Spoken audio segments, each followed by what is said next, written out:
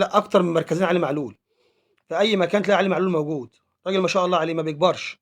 علي معلول. عندك عبد المنعم. عبد المنعم حاجه ورا روعه. محمد عبد المنعم بقى حكايه. محمد عبد المنعم الراجل ده جاي من بعيد. حط رجليه في الملعب. خلاص بقى اساسي. عندك بيرسي تاو. بيرسي تاو بقى حاجه تاني خالص.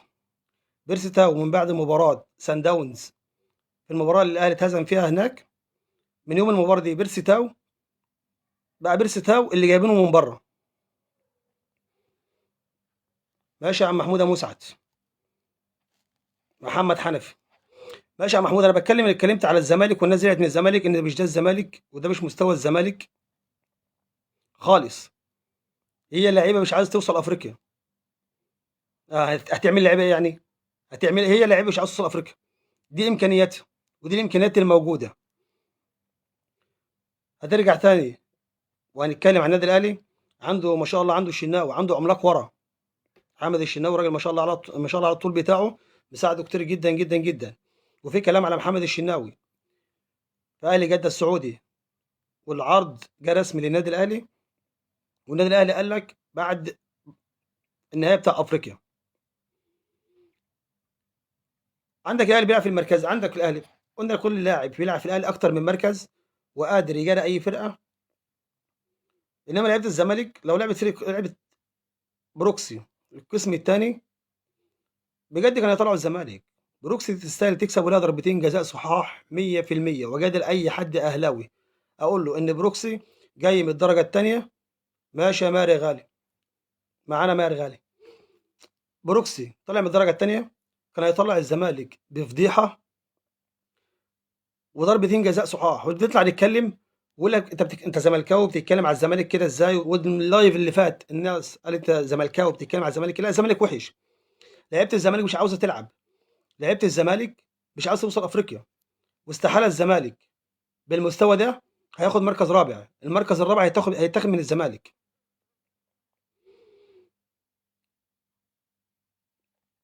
انت راجل بتتكلم جايب لعيبه بتتمشى بالملعب. عندك لعيبه ما فيهاش روح. انا اللعيبه الصغيره النهارده هي اللي شالتك. حسام عبد المجيد شايل كوره من قلب الجون. كوره على خط الجون. حسام عبد المجيد شالها. وبيجي بيشتم في اللعيبه الصغيره. اللعيبه الصغيره عندك احسن من اللعيبه الكبيره. عندك زيزو بالزيزو خالص. محمد اشرف رؤى ده يروح. محمد اشرف رؤى ده يروح. ده مش عارف ده موجود ازاي. عندك سيسي قاعد بره. يلعب بالسيسي. يعني حاجه غير طبيعيه. لاعب اللاعب مصمم على محمد اشرف رؤى. مصمم عليه. مصمم عليه ليه؟ محمد اشرف رؤى اصلا يقعد من شهرين. ما يلعبش اصلا في الزمالك خالص. مش هقول لك يلعب اساسي وانت راجل مصمم عليه. والطريقه بتاعتك طريقه دفاعيه بحت.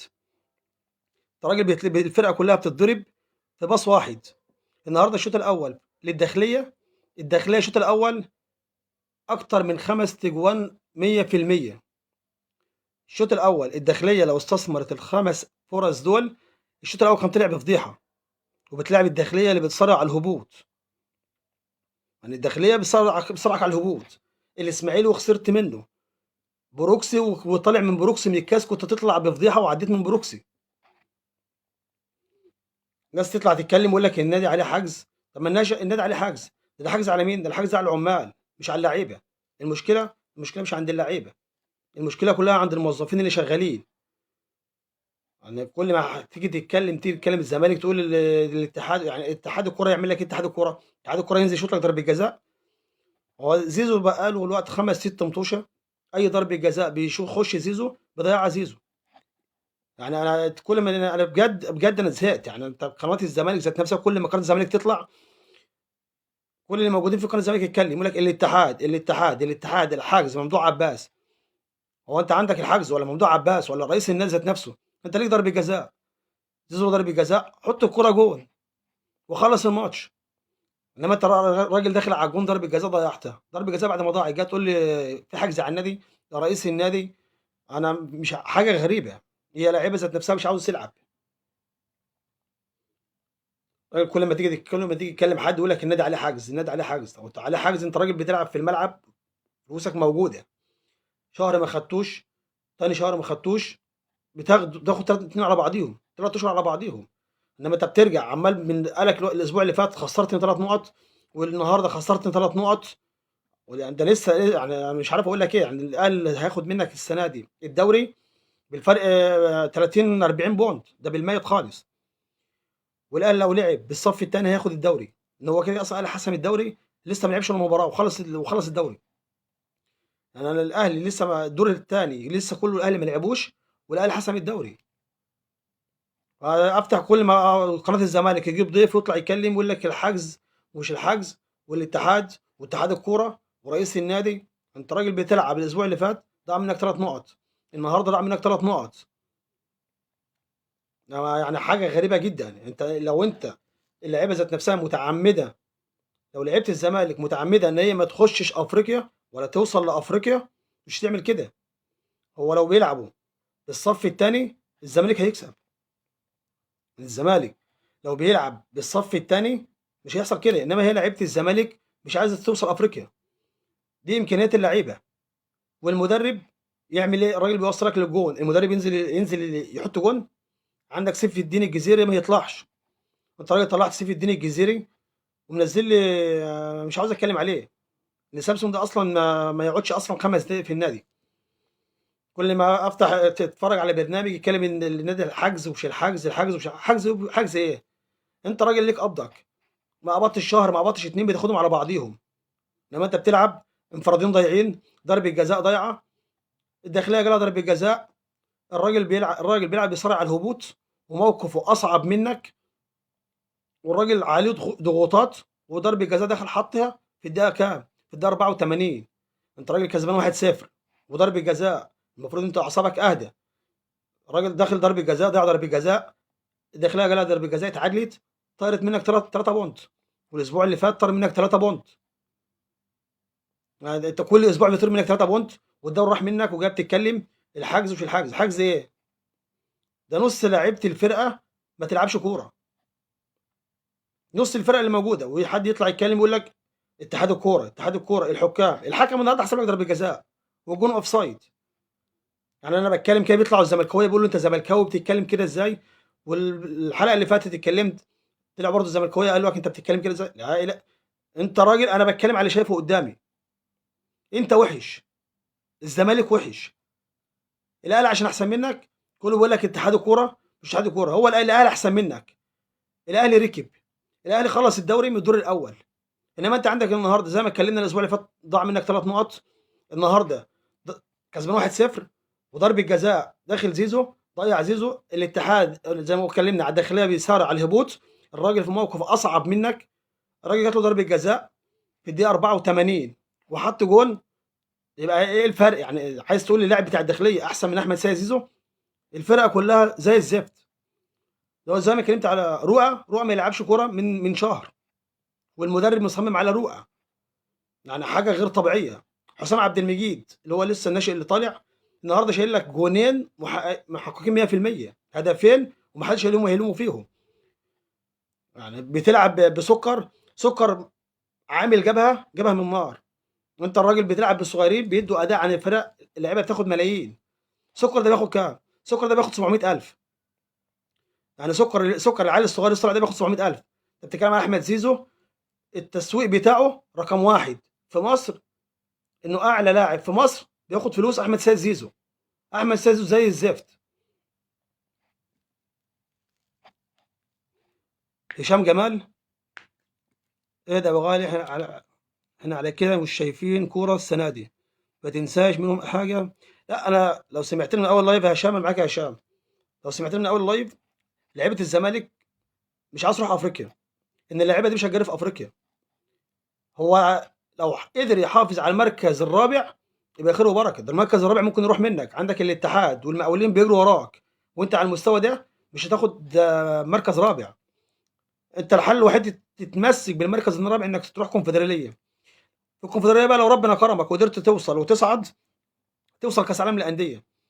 اللي زي ما طلعوا اتكلموا وقال لك لو الاهلي خد بطوله افريقيا الزمالك هيخش كاس العالم للانديه. الكلام ده غير صحيح. خالد بيوم قال الكلام ده والكلام ده مش صحيح. هو بياخدوا افريقيا في حلقه واحده، بياخد افريقيا، لعب نهائي افريقيا اول وتاني، والكونفدراليه اول وتاني. انما غير كده استحاله الزمالك هيشوف كاس العالم للانديه. الناس بتتكلم على كاس العالم للانديه، الاهلي بيروح كل سنه. بجد لعيبه الاهلي عندها روح. وانا الحلقه اللي فاتت طلعت اتكلمت على لعيبه الاهلي، عشان اتكلمت على لعيبه الاهلي ناس زملكاويه طلعوا وهاجموا وشتموا في اللايف اللي فات. انت فرقه السنه دي بتتجمع ايه؟ ده الراجل لو بيلعب بالناشئين اللي طالعين من تحت الزمالك مش هيبقى كده. اقسم بالله لو بيلعب بالناشئين اللي طالعين من تحت مش هيبقى بالمستوى ده. انت الراجل اللي لعبت السنه اللي فاتت بكل الناشئين اللي طالعين من تحت، انت راجل خدت الدوري. الاهلي كان فارق عنك 11 بونت، قدرت تجيب الاهلي وتاخد الدوري بالعيال الصغيره اللي بياخد 600,000 و700,000 و800,000.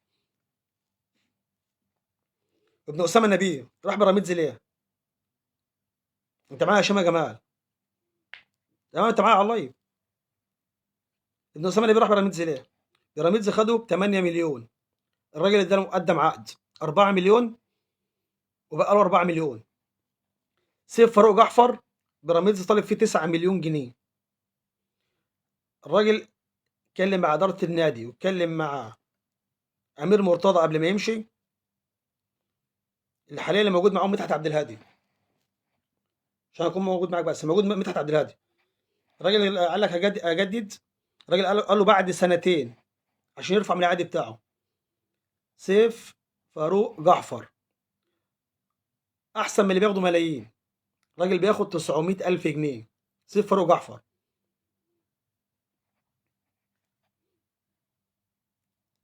انا بجد بجد يعني الواحد تعب. يعني انت بتتكلم الواحد تعب. يعني انا بتكلم على الاهلي حلو، الاهلي ان هو حلو، والاهلي ادارته بتساند. الاهلي بياخد حقه. اه بياخد حقه. عنده لعيبه بتوصل دور الثمانيه بتكمل البطوله. احنا الزمالك بقى له 5 6 سنين لو وصل دور الثمانيه ودور الاربعه بنقول الزمالك خد البطوله. حاجه غير طبيعيه. مش ده الزمالك. مش ده الزمالك بتاعنا خالص. يا نينو، حبيبي يا نينو. فابدا الكلام ان الاهلي بيوصل ولما بيوصل ما بينزلش. زي ما بيحصل في الدوري معانا كده. زي ما قعدنا كده 10 سنين ما ناخدش الدوري، الاهلي بيركب ما بينزلش. في افريقيا نفس النظام. لو الاهلي في افريقيا دلوقتي بقى بعبع بجد. بيلعب في ليفن الوحش. الاهلي دلوقتي وصل ليفن الوحش.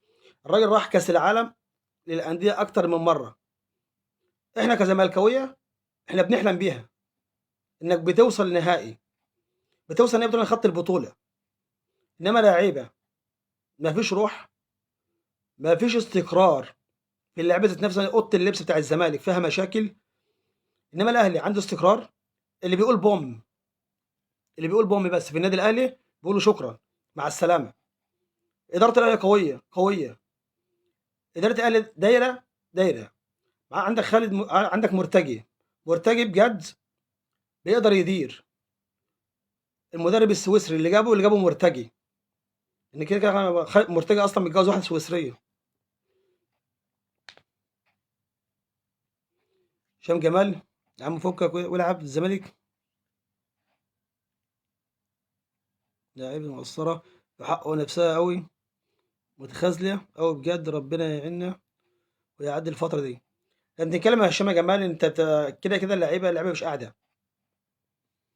اللعيبه كده كده كلها ماشيه. بس انت راجل بتتكلم. يبقى انت الزمالك مش عارف توصل افريقيا. انت راجل لعبت بالناشئين وخدت البطوله. بتلعب السنه دي مش عارف توصل لافريقيا. مش هتوصل لافريقيا. والمقاولين والاتحاد هيحاربوك على المركز الرابع وهياخدوه منك. وهرجع افكرك تاني ان المركز الرابع هيروح منك. مش هتقدر تحافظ على المركز الرابع.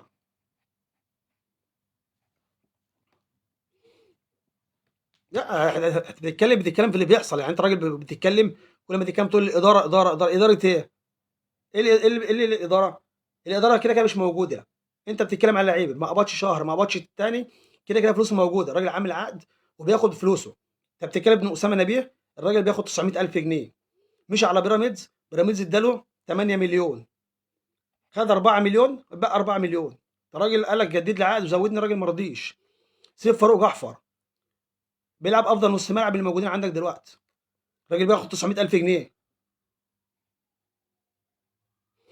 قول يا هشام. ليش من شويه منتظر دول حاجه السنه دي؟ لا انا مش منتظر منهم حاجه، لا انا بقول لهم حاجه واحده بس، حافظ على المركز الرابع، انك كده كده المركز الرابع مش هتاخده. وقلت كده اللايف اللي فات، وطلعت ناس زملكاويه هجمتني وشتمت ان انا قلت كده المره اللي فاتت. الاهلي احسن والاهلي افضل، والسنه دي الاهلي هيموت على البطوله وهياخدها. وانا بتحدى كل الناس، الناس بتطلع تقول انت زملكاوي بتقول الكلام ده ازاي؟ الاهلي حلو، يعني انا بتكلم على الاهلي حلو، الاهلي عنده نص ملعب، افضل نص ملعب في افريقيا. عندك حمدي فتحي وعندك اليو ديانج، وقدامهم مروان عطيه. مروان عطيه بجد لعب حكايه. عندك بيرس تاو السنه دي، بيرس تاو رجع، مش ده، مش بيرس تاو، ده اتحول. الراجل بقى بيروح على الطرف، واحد واثنين بيعدوا بيروح. عندك كهربا، الراجل من ساعه ما بقت الغرامه عليه وبقى احسن من الاول. الاهلاويه كلهم بيقول لك يا رب الغرامه تفضل موجوده عليه، بيجيب اجوان. يعني طول ما كهربا ما دفعش الغرامه بيجيب اجوان، لو الغرامه دفعت مش هيجيب اجوان. الراجل بتتكلم على مروان، بتكلم على مروان عطيه، وانا براهن اي حد، براهن اي حد على مروان عطيه. مروان عطيه المنتخب طلبه، هيلعب في المنتخب مروان لمده 5 سنين، ما حدش هيعرف ياخد مكان مروان عطيه. لعيب بيوصل اي فرود. ماشي انت، لو انت عايز تروح تنام ماشي، روح انت يا هشام، شارك عندك شغل الصبح. لو عندك شغل الصبح نام، مش هطول